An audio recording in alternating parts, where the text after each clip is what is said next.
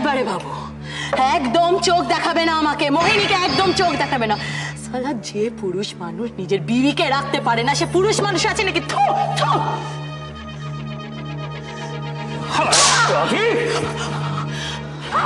না মার দাচো, না মার দাচো।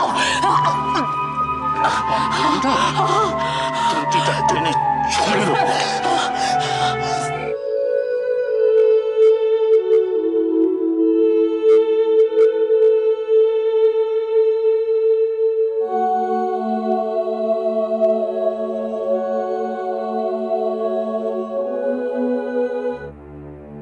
তাহলে তোমরা যাচ্ছ?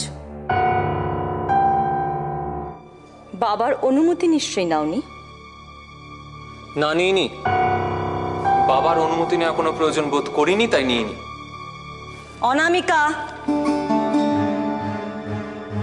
বৌদিকে নিয়ে তো আমরা এভাবে যেতে দেবো না। বৌদি ভেতরে চলো। দিদি ভাই, বৌদি আমাদের সঙ্গে যাচ্ছে, চলো বৌদি। কি ব্যাপার? হ্যাঁ, সকাল সকাল এখানে কি হচ্ছে? এত চেঁচামেচি কিসের? এরা আবার সাজুগুজু করে চললো কোথায়? বৌদিকে নিয়ে ওরা চলে যাচ্ছে।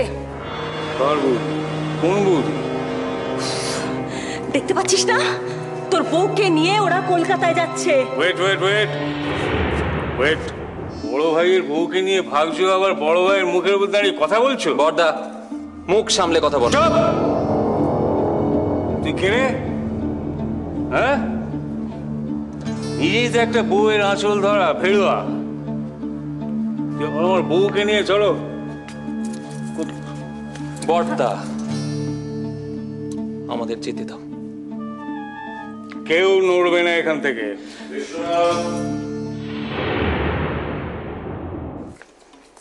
ওঙ্কারনাথ সিংহ রায়। Yes father. ঘরে যা। জয় যাত্রা। কোনো যুদ্ধে তো আমরা যাচ্ছি না, আমাদের কোনো জেতাও নেই, কোনো হারাও নেই। হারাতে চাও না আমাকে? আমরা শুধুমাত্র একটা একটা পথ চলছি, একটা লম্বা পথ। ক্লান্ত হয়ে পড়বে, দম ছুট হয়ে যাবে। তো তোমরা যে পথে হাঁটতে চলেছো সেটা বড় কঠিন পথ, পদে পদে বাধা। সামলাতে পারবে? জানি বাধা আছে, কিন্তু সেটা তো আর পথ ঠিক করে দেয় না। সেটা খুব খুব ছোট পথ চলার ক্ষেত্রে। সেই বাধা যদি ওঙ্কারনাথ সিংহ রায় হয়? সেটা যদি মাধব হয়। আসি। একটা ফোন করবো ছোটকাকে, এতক্ষণে ওরা নিশ্চয়ই রওনা হয়ে গেছে।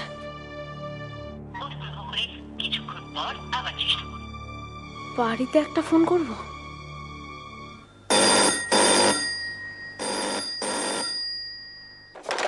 হ্যালো ওলি, দিদি ভাই তুই কেমন আছিস? আমি ভালো আছি। তুই কবে আসবি? আসবো। ওলি, ওলি তুই আমার কথা শুনতে পাচ্ছিস? আমি বলছি ছোটকা মাকে নিয়ে আজকে রওনা হয়ে গেছে তো? হ্যাঁ, সকালেই ছোটকারা বেরিয়ে গেছে।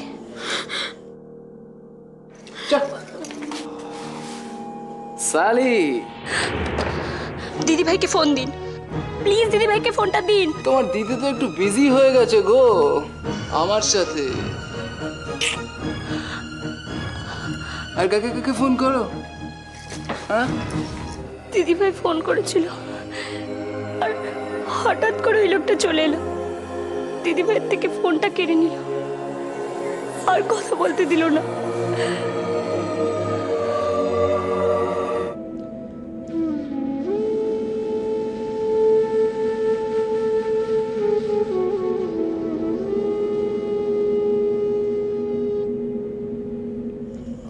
অনুজ, তুমি আমার সঙ্গেই আছো।